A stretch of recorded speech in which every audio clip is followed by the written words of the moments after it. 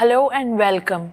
I'm Mimansa Verma and I'm here in conversation with Bank of India's MD and CEO Rajneesh Karnatak. Bank of India reported a 52% increase in its standalone net profit during the September quarter to rupees 1,458 crores.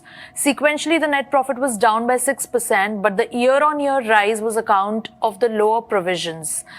I would like to start with the provision numbers here, sir. Total provisions have come down by 57% to rupees 818 crore. But provisions against bad loans have risen 2%. If lower slippages is the reason, what would you explain the rise in provisions against bad loans?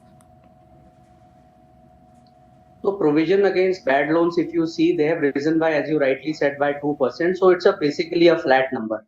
So provisions overall, they have come down. They have come down. If you see on a year-on-year basis, if you see the standard provisions, it was more than 1,000 crores in September 22. It has come down substantially in the September 23 numbers. So YOY, the provisions have come down for the simple reason that the NPA has been on a lower side. So the increase is only 2% on the NPA provision side. On the standard book side, where the 7th June circular of RBI kicks in, there also the provision is substantially reduced, and the corporate advances which are performing, and they are all in the standard regular category, and they are not slipping into the SMA 012, and they are not triggering the 7th June circular, because of which the standard provisions have also come down. As regards the profitability, you rightly said that the profit has increased, net profit has increased by 52% on a year-on-year basis. Sequentially, though, it has come down for the simple reason, let me clarify over there, that we have shifted to the new tax regime. Had we not shifted to the new tax regime, our profit would have been around 2,100 crores for this quarter. So since we wanted to take a prudent decision of shifting to the new tax regime, our this net profit has moderated to the extent of around 1,400 crores. And you can see from the numbers also, our taxation number, the pre-tax number is high, but the tax which we have given is around 1,400 crores, because of which the net profit has come down to 1,400 crores.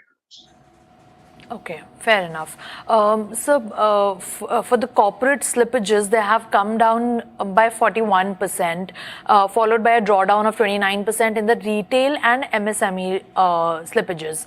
What kind of corporates on your book have recovered in the September quarter? So the corporate slippage has been quite low, as you rightly said. And as I told you, the SMA numbers in the corporate has also come down. So 7th June circular of RBI is not triggering in.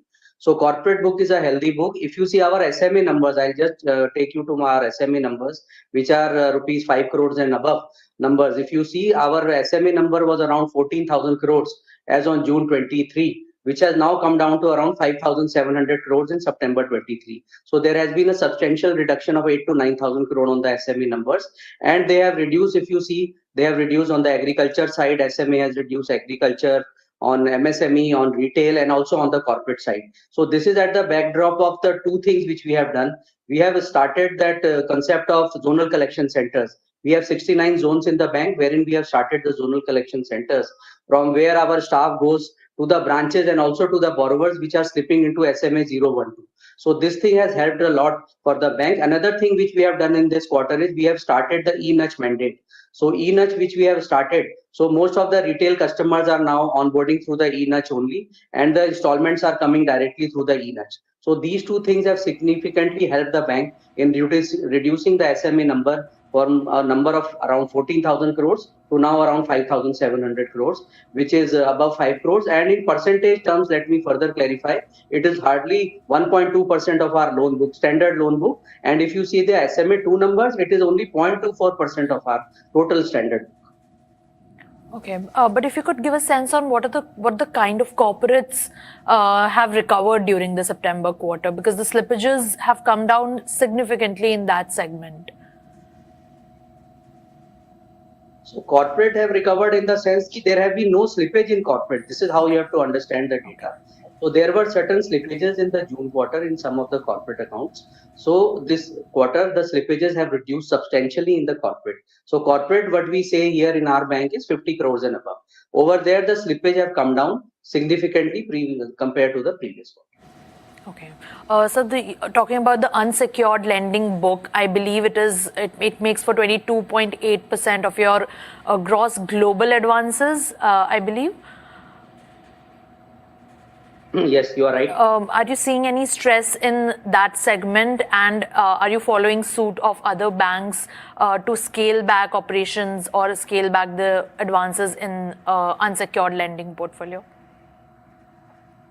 So if you see our unsecured book on the total global book, so which is around 22%, which is well below our board approved threshold limit, number one. Number two, what we have in our unsecured book is there is some unsecured book in the retail side also, wherein some personal loans are there, education loans are there. Apart from that, it is in the corporate book. So let me further clarify as regards the corporate book. Majority of the unsecured book is in the AAA and AA rated category. And other thing, number three, is that there are a lot of state government and central government advances which are also covering under the unsecured book.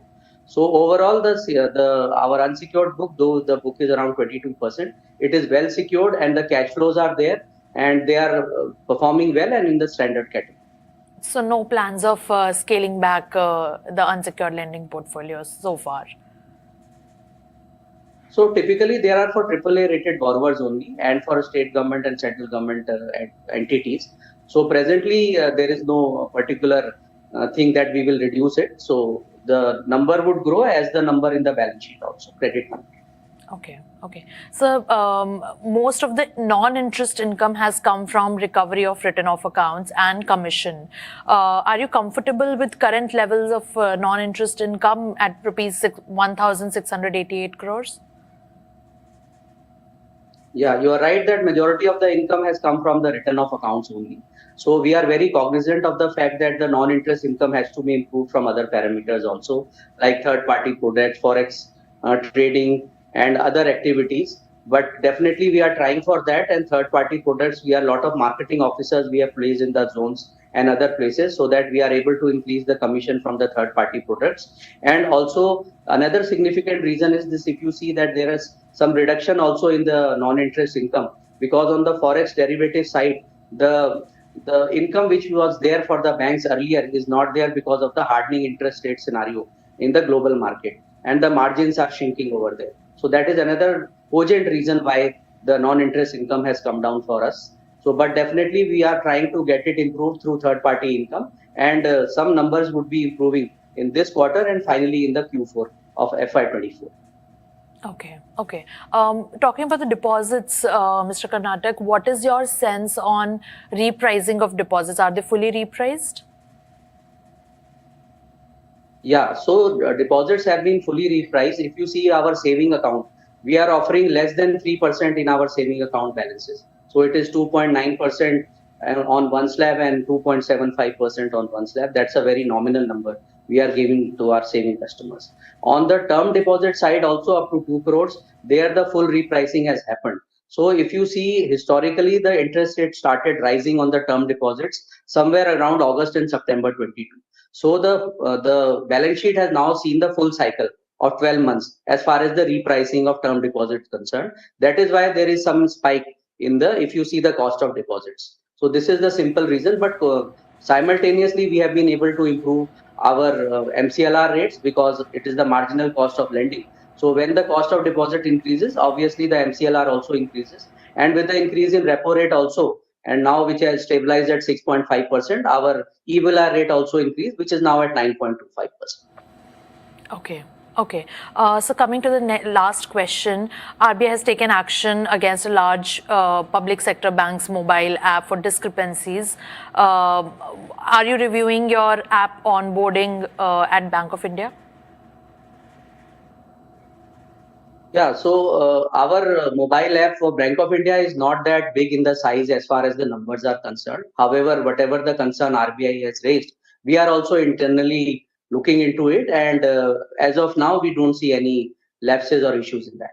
So if you could give a sense on what is the technology spend for this quarter or for this year so far, how much of your revenue is going towards technology expenditure? So the budget for the technology and digital part, IT and digital for this year budgeted was around 1,500 crores, out of which around 30 to 40% we have already spent. The remaining amount should be spent in the ensuing quarters. Okay. Thank you so much, Mr. Karnatak, for speaking with us.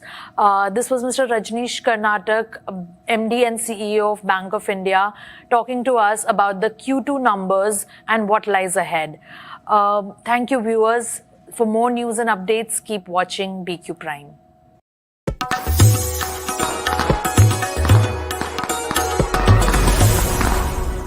I wish all our consumers, passengers, our employees, our partners, and really all viewers a very happy, most importantly, a very safe Diwali.